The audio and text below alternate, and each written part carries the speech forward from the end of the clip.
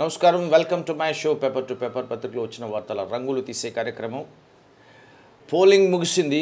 రెండు తెలుగు రాష్ట్రాలలో వాతావరణం భిన్నంగా ఉంది. ఒకచోట లో ఫీవర్, మరొక చోట హై ఫీవర్. తెలంగాణ మండు టెండల్లో కూడా ఓటరు చల్లబడ్డాడు. ఎందుకో తెలియదు. ఓట్ల శాతం తగ్గింది. మరి ముఖ్యంగా హైదరాబాద్లో అతి దారుణంగా పోలింగ్ టర్న్అవుట్ తగ్గిపోయింది. ఆంధ్రప్రదేశ్లో పోటెత్తేశారు. దాదాపు 80% రీచ్ అయి ఉంటుందని సాక్షాత్తు ఎన్నికల అధికారి చెబుతున్నారు. సో ఈ హెచ్చు తగ్గులకు, లో ఫీవర్, హై ఫీవర్లకు ఎవరెవరు ఎలాంటి కారణాలు కనిపెడుతున్నారు, ఓటర్లు ఏ విధంగా ప్రవర్తించి ఉంటారని అనుకుంటున్నారు అనే దాని మీద మళ్ళీ తమ అభిమానాలతో, వ్యతిరేకతలతో పత్రికలు వార్తల్ని విరచిమ్మాయి. ఇప్పుడు ఈనాడు చూద్దాం. భారీగా తగ్గిన పోలింగ్ శాతాలు. రాష్ట్రంలో 62.25% నమోదు. ఇది తెలంగాణకు సంబంధించి. అత్యధికంగా ఖమ్మం, అతి తక్కువగా హైదరాబాద్. అంటే ఖమ్మంలో 75.61 అయితే హైదరాబాద్లో 39.49. పోలింగ్ శాతంపై నేడు స్పష్టత. రాజధానిలో స్పందించని ఓటరు అంటూ ఇక్కడ ప్రత్యేకించి ఒక టేబుల్ ఇచ్చారు. లోక్సభ నియోజకవర్గం పరిధిలో 2014 ఎన్నికలు, అట్లాగే 2018లో అసెంబ్లీ ఎన్నికల్లో లోక్సభల వారీగా 2019లో అని. సో లోక్సభ నియోజకవర్గాన్ని తీసుకుని యార్డ్స్టిక్గా తీసుకుని కొలిచే ప్రయత్నం చేశారు. సో ఖమ్మం దగ్గర నుంచి హైదరాబాద్ వరకు ఇచ్చారు. సో అత్యధికంగా వచ్చిందనేటువంటి ఖమ్మంలో కూడా మొన్న జరిగిన అసెంబ్లీ ఎన్నికల్లో 86.16 వస్తే ఇప్పుడు 75.61 వచ్చింది. సో అతి తక్కువగా ఉన్నటువంటి హైదరాబాద్ కనుక తీసుకున్నట్టయితే ఇది 2014 కన్నా 2018 కన్నా అతి తక్కువ. సో కాబట్టి ఈ టేబుల్ని ఆ విధంగా ఎలా తగ్గిపోయిందో చెప్పడానికి నిరూపించేటువంటి అంశాన్ని ఈనాడు ఇచ్చింది. అంటే మెజారిటీలు ఏ మేరకు ఉంటాయి, కేసీఆర్ భారీ మెజారిటీలతో గెలిపించారని అన్నారు కదా, మరి ఆ మెజారిటీలు వస్తాయి అనేటువంటి ఒక క్వశ్చన్ మార్క్ని పాఠకుడి మనస్సులో వదలడం కోసమని ఇంత ప్రయత్నం చేసినట్టుగా కనిపిస్తోంది. ఇక ఆంధ్రజ్యోతిలో పోలింగ్ 61%. అసెంబ్లీ ఎన్నికల కంటే 12% ఓటింగ్ తగ్గింది. చెదురు మదురు ఘటనల మినహా ప్రశాంతం తెలంగాణలో. సో 2014తో పోల్చినా 10% తక్కువే. రాజధానిలో భారీగా తగ్గిన పోలింగ్ 39%. కారణం ఆంధ్రజ్యోతి కనిపెట్టింది. ఇలా తగ్గడానికి కారణం ఏంటో తెలుసా? ఆంధ్రాకు వలస ప్రభావం. గరిష్టంగా భువనగిరిలో 75%. పలుచోట్ల మురాయించిన ఈవీఎంలు. నిజామాబాద్లో సాంకేతిక సమస్యలు. 40 నిమిషాల పాటు వేచి ఉన్న కవిత. కొన్ని చోట్ల పోలింగ్ బహిష్కరణలు అంటూ దీనికి సంబంధించి పోలింగ్ శాతానికి సంబంధించినటువంటి వివరణ ఇచ్చే ప్రయత్నం చేస్తోంది. సో ఇక సాక్షి విషయానికి వస్తే 16 మావే. లోక్సభ ఎన్నికల్లో విజయంపై టీఆర్ఎస్ ధీమా. ప్రజలు మరోసారి దీవించారని అంచనా.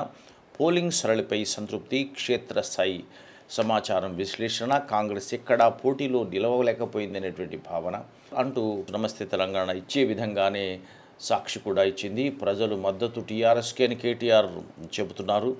సో అట్లాగే పట్టణాల్లో అనుకూలం, పల్లెల్లో ప్రతికూలమని కాంగ్రెస్ వాళ్ళు చేసినటువంటి ఒక అంచనాలను కూడా ఇచ్చింది. కాంగ్రెస్ వాళ్ళు తమ అంచనాలు ఏం వేసుకుంటున్నారంటే ఇంతవరకు 16 సీట్లు పోతాయని అనుకున్న వారు కాస్త ఎందుకో తగ్గేసరికి 3-4 చోట్ల గెలిచే అవకాశం ఉంది అని భావిస్తున్నట్టుగా ఇక్కడ ఇందులో సాక్షులు ఇచ్చే ప్రయత్నం చేసింది. ఇక నమస్తే తెలంగాణ విషయానికి వచ్చినప్పటికీ ఓటెత్తిన తెలంగాణ.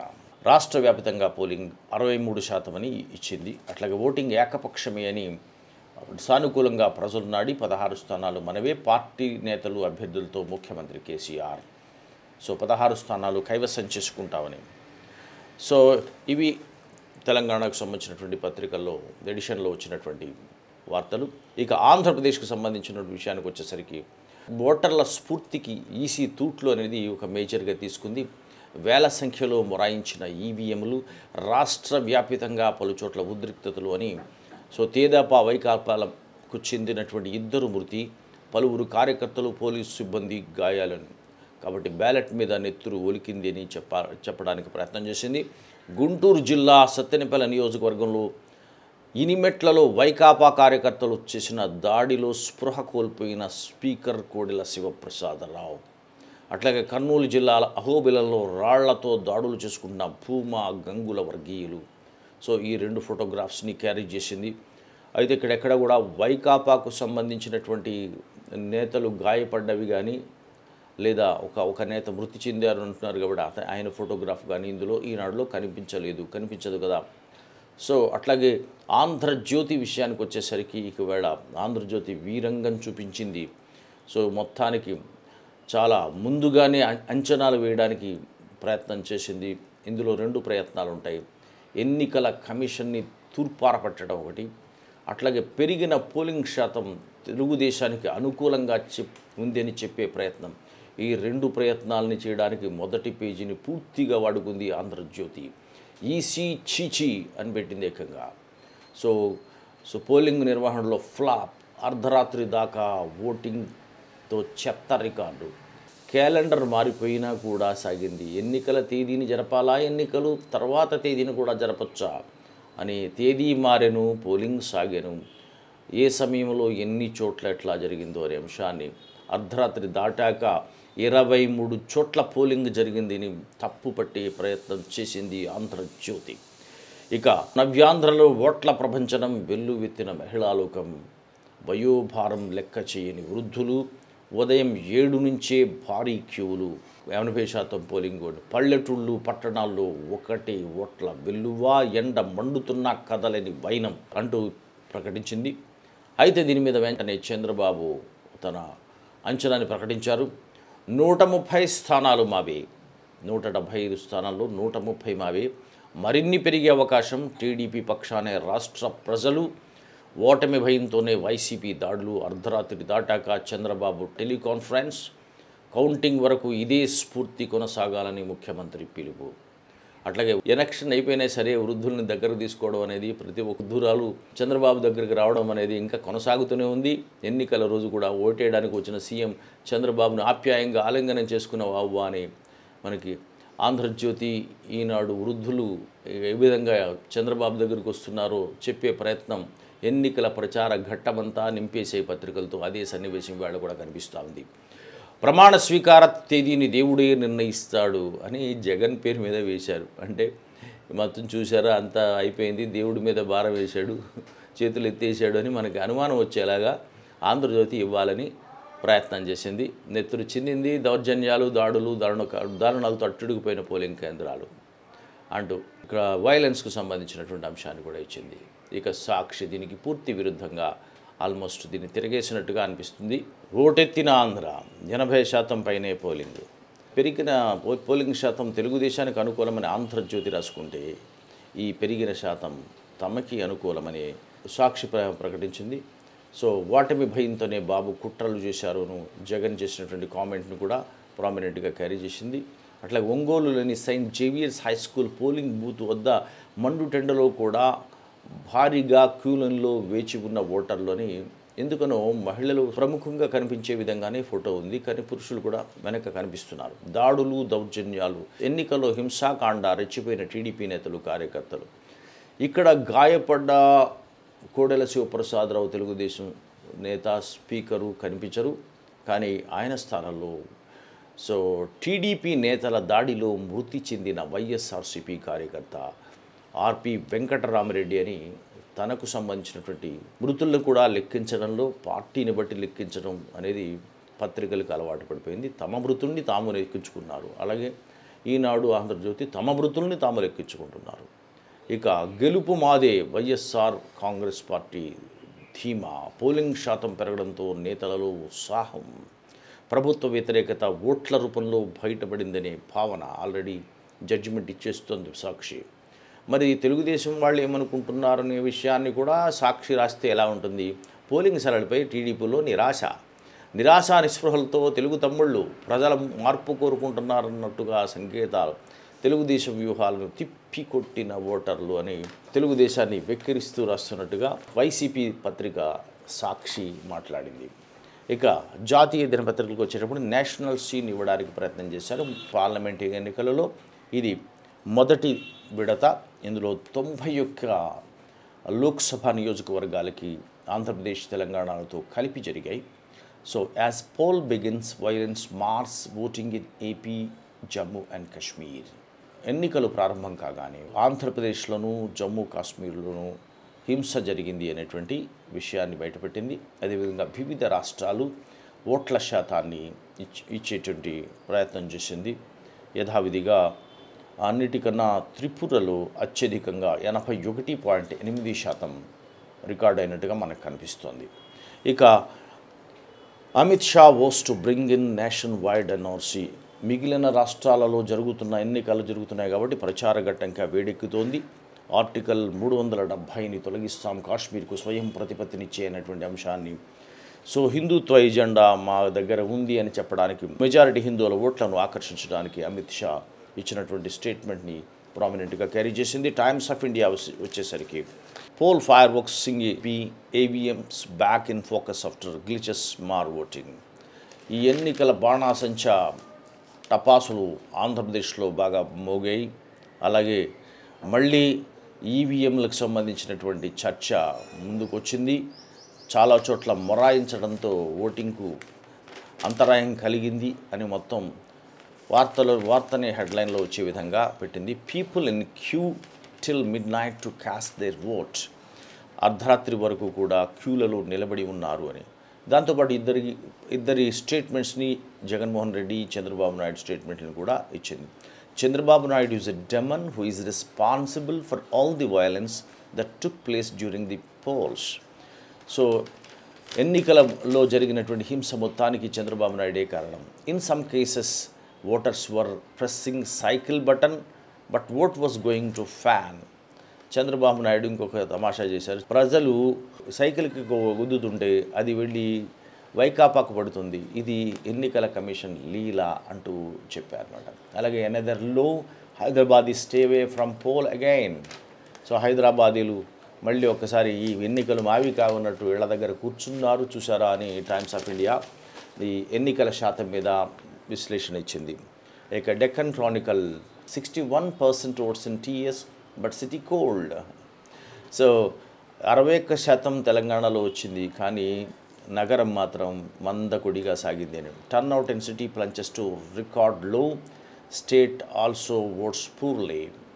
రాష్ట్రంలోనే కొంచెం తక్కువ వచ్చింది అనుకుంటే తెలంగాణలో సో ఇంతకుముందు ఉన్న ఓట్ల శాతాల కన్నా అతి తక్కువగా వచ్చింది అని రాసింది డెక్కన్ క్రానికల్. ఇక ఇవి జాతీయ దినపత్రికలు వచ్చినటువంటి వార్తలు. ఇక కామెంట్ విషయానికి వచ్చేసరికి ఓట్ల శాతాన్ని బట్టి పార్టీల జయాపజయాలు నిర్ణయించవచ్చా? సో తెలంగాణలో ఒక రకంగా ఉంటే ఓట్ల శాతం, ఆంధ్రప్రదేశ్లో మరొక రకంగా ఉంది. తెలంగాణలో లో ఫీవర్, ఆంధ్రప్రదేశ్లో హై ఫీవర్. తెలంగాణలో ఓట్ల శాతం బాగా తగ్గింది. సో దీని తగ్గిన శాతాన్ని బట్టి మనం ఎలాంటి అంచనాలు వేయచ్చు? ముందుగానే కాంగ్రెస్ సరిగా పోటీ ఇవ్వలేకపోతుంది, ప్రచారంలో కూడా చాలా వెనకబడి ఉంది అనేటువంటి వార్తలు బాగా విన్నాం.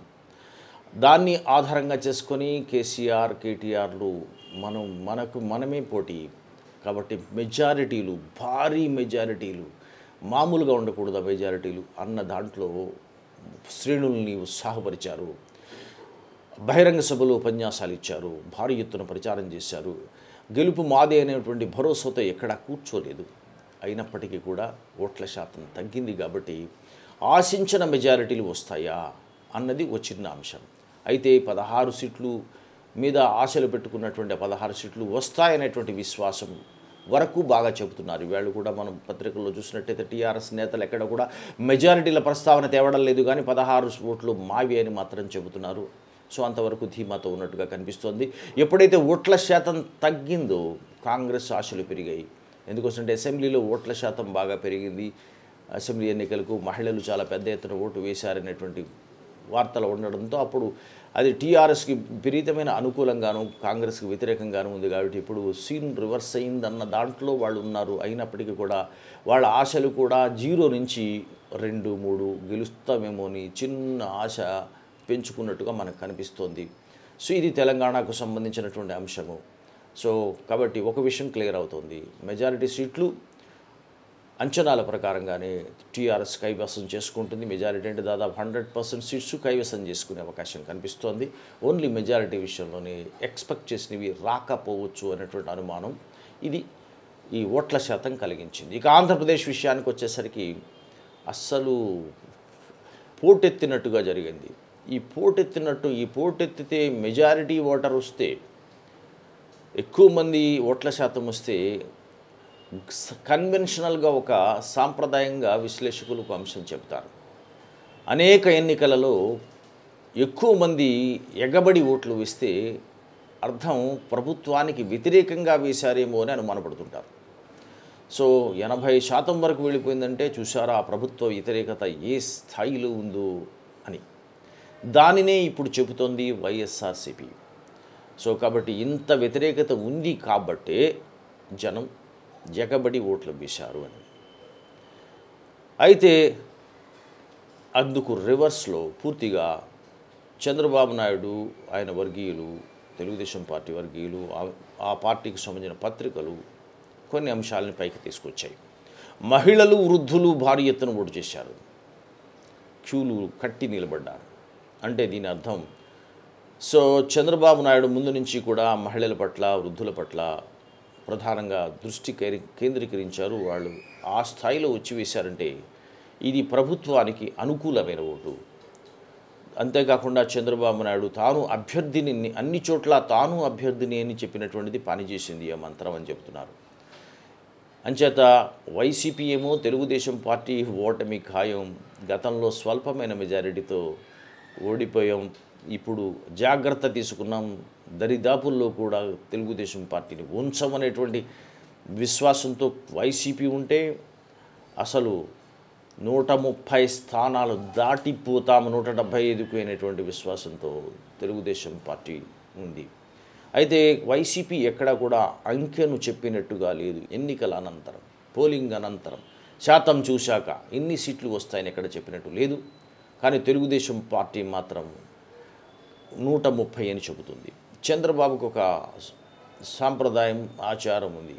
1996 లోక్సభ ఎన్నికల దగ్గర నుంచి ఆయన పోలింగ్లో పాల్గొంటున్నారు. ఎన్టీ రామారావు తర్వాత ఆయన అధికారాన్ని చేజిక్కించుకున్న తర్వాత అప్పటి నుంచి దాదాపు ప్రతి సందర్భంలోనూ ఎన్ని సీట్లు వస్తాయనేది పోలింగ్ అయిన తర్వాత కొంచెం చెబుతుంటే యథమిద్దంగా దాదాపు అన్ని సీట్లు వస్తుండడం జరిగేది.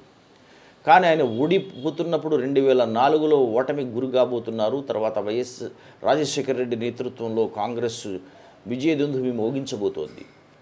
ఆ సందర్భంలో పోలింగ్ జరిగినప్పుడు ఆయన ఇన్ని సీట్లు వస్తాయని ఎక్కడ చెప్పలేదు. సో అప్పటి నుంచి మళ్ళీ సీట్ల గొడవ ఆయన నోటి నుంచి పెద్దగా వచ్చేది కాదు. కానీ ఇప్పుడు మళ్ళీ ఇన్ని 130 సీట్లు వస్తాయి అని చెబుతున్నారంటే ఆయనకు నమ్మకం కొంచెం పెంచుకున్నట్టుగా అనిపిస్తోంది. ఈ నమ్మకాలని, అంచనాలని, అపనమ్మకాలని, విశ్వాసాలని, అతి విశ్వాసాలని పక్కన పెడితే ఇటీవల జరిగిన తెలంగాణ అసెంబ్లీ ఎన్నికల్లో ఒక కొత్త అంశం బయటకు వచ్చింది. ప్రభుత్వ వ్యతిరేకత వల్ల మాత్రమే ఎక్కువ శాతం ఓటింగ్కు పాల్గొనరు. దీనికి 2 రకాల కారణాలు ఉంటాయి. ప్రధానంగా ఓటర్లు 2 రకాలుగా చీలిపోతారు.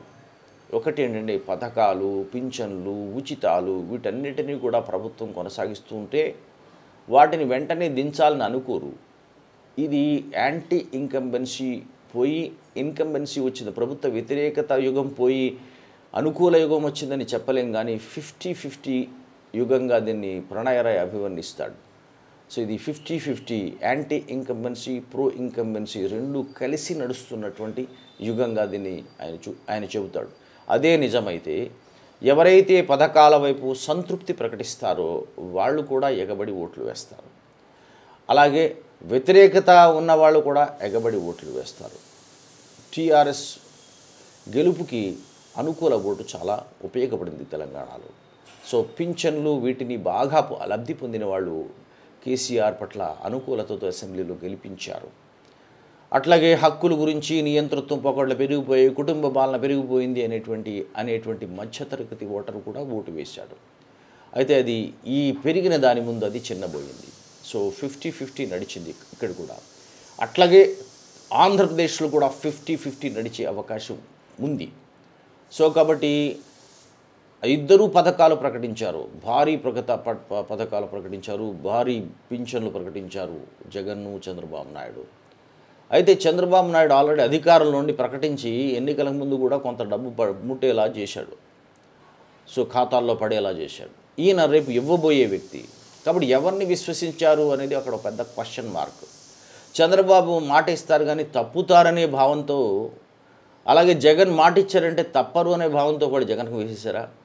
లేదు, ఆల్రెడీ మనం టేస్ట్ చూసాం కాబట్టి కంటిన్యూ అవుతారని అనుకుంటారా? రెండు రకాల విశ్లేషణలు చేసే అవకాశం ఉంది. అయితే మొత్తానికి సగం మహిళలు వృద్ధులు వీళ్ళు వేశారంటున్నారు కాబట్టి ఇది పింఛన్లకు సహాయానికి అనుకూల ఓటు. అయితే ఎవరిచ్చే పింఛన్లకు అన్నది క్వశ్చన్ మార్క్. సో మిగిలిన వాళ్ళు కూడా కొంత వ్యతిరేకత ఉంటుంది. సో ఏకపక్షంగా ఉన్నదనేటువంటి అంశం కానీ కులాధిపత్యాల మీద వ్యతిరేకత కానీ ఉండే అవకాశం కనిపిస్తూ ఉంది. సో క్విక్గా అంచనాలు వేయడం అనేది సాధ్యం కాదు.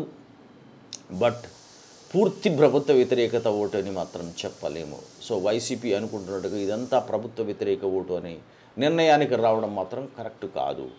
ఎన్ని సీట్లు వస్తాయి అన్నది ఇంతకుముందు ఎన్నికల సర్వేలు అవి చూసినప్పుడు వైసీపీకే ఎక్కువ వచ్చే అవకాశం ఉందనేటువంటి అంశాన్ని పార్లమెంటు ఎన్నికల సర్వేలలో భాగంగా చేశారు. అట్లాగే అసెంబ్లీ ఎన్నికలకు సంబంధించి కూడా కొన్ని ముందస్తు సర్వేలు చేశారు. కానీ చంద్రబాబు నాయుడు ఇచ్చినటువంటి చిట్ట చివరి పథకాల వల్ల కొంత మూడ్ మారింది అనేటువంటి విశ్లేషణలు కూడా బయటకు వచ్చాయి. ఏమైనా సస్పెన్స్ ఒక 40 రోజులు ఆపుకోవాల్సిందే. కాబట్టి ఫలితాల కోసం ఎవరికి వాళ్ళు టెన్షన్ తప్పించుకోవడానికి నేతలు, ఇరుపక్షాల నేతలు కూడా కొంచెం ఈ ధ్యానాలు లేకపోతే యోగాలు చేసుకుంటారో మరోడు చేసుకుంటారో, టోటల్ టెన్షన్ తగ్గించుకునే పని మాత్రం చేసుకోవాల్సిన అవసరం ఉంది. ఇది మామూలు టెన్షన్ కాదు. ఈ అంశాల మీద ఒక చిన్న టుమ్రి, ఏం మాయ చేశారు, ఏం మాయ చేశావే అనే సినిమా ఉంది. అట్లాగే వాటర్ కూడా అలాంటి వాడే, ఒక్కోసారి మాయ చేస్తాడు. ఏం మాయ చేశారు, తగ్గి ఒకరు పెరిగి ఒకరు పడ్డారు బెంగలు, తగ్గి ఒకరు పెరిగి ఒకరు పడ్డారు బెంగలు, పోలింగు ఫీవర్లో తెలుగు స్టేట్ల తికమకలు, పోలింగు ఫీవర్లో తెలుగు స్టేట్ల తికమకలు, తెలంగాణ ఓటర్లకు చల్లబడే ఒళ్ళంతా, తెలంగాణ ఓటర్లకు చల్లబడే ఒళ్ళంతా, ఏపీలో క్యూలు కట్టి పడ్డారు తుళ్ళింత, ఏపీలో క్యూలు కట్టి పడ్డారు తుళ్ళింత. రెండూ తెలుగు రాష్ట్రాలే అయినప్పటికీ కూడా ఒకరికి లో ఫీవర్, ఇంకొకరికి హై ఫీవర్.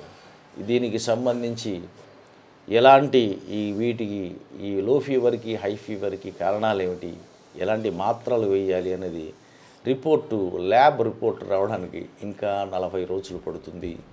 కాబట్టి అంతవరకు మనం కూడా వేచి ఉండాల్సిందే. ఇది ఈనాటి పేపర్ టు పేపర్. షేర్ చేయండి, సబ్స్క్రైబ్ చేయండి, చేయించండి. బాయ్.